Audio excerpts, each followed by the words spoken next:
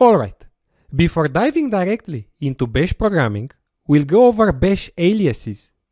If you are tired of typing the same long commands over and over again, then bash aliases will be of tremendous help to you. A bash alias is nothing more than a shortcut to a command. Every Linux distribution comes with a few aliases available. To list all aliases, just run the alias command without any argument. And we see there are some aliases for the grep, agrep, or ls commands. If you run ll, the alias, it will run in fact ls-al capital F, this command. And if you run ls without any arguments, it will run the alias, which is ls-color equals auto. It will not run the original command. To run the original command, for example the original ls and not the alias, then write a backslash before the command name, like this. Creating new aliases is very straightforward. The syntax is as follows: alias, alias name, equals, and the command to run in single quotes. For example, alias c equals clear. I've just created a new alias called c that will run the clear command. It has cleared my screen. Note that I've used single quotes for the command, but that's necessary only if the command and its options contain any spaces. If there are no spaces in the command to run, then the quotes are optional. Also note that if you exit the current terminal or open a new session from another terminal, the alias will not be available. I'm opening another terminal, and I'm trying to run the alias c.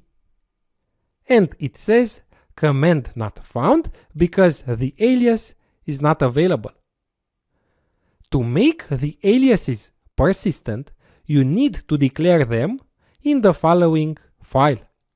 So in the user's home directory, in .bash profile, if it exists, or in .bash rc, in this one.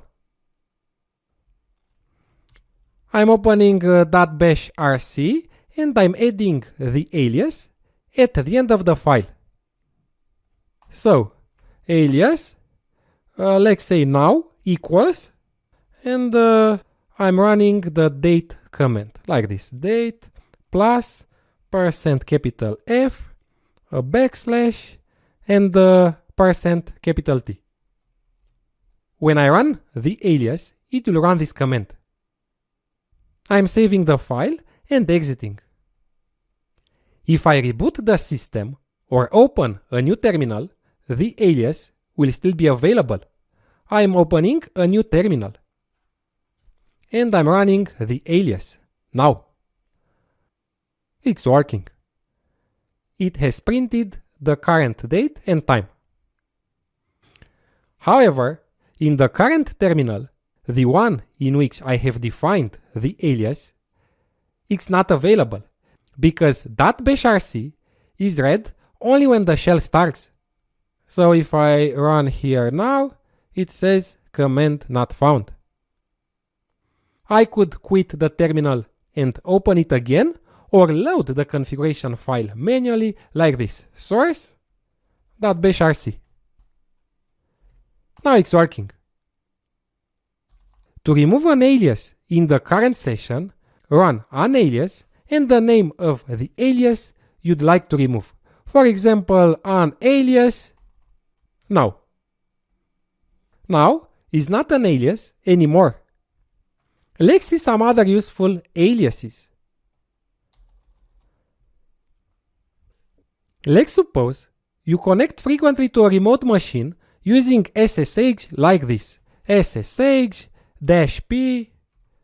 the port, the username, let's say user1 and the IP address of the server. Instead of memorizing the port and the IP address of the server and then writing the entire command each time, you could create an alias. Let's do it. So, alias, let's say server1 equals, and the command. And now I can connect to the server by running the alias. I'm interrupting it. Another useful one could be alias, let's say ports equals netstat -tupan. It will list all open ports.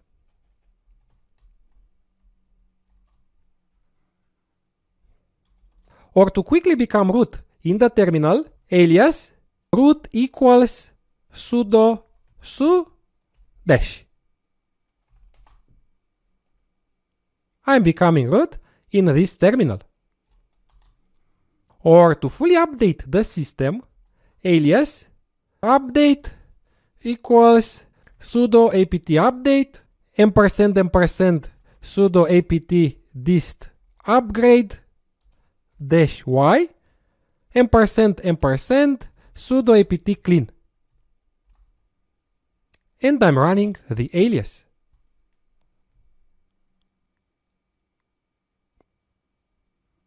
Great.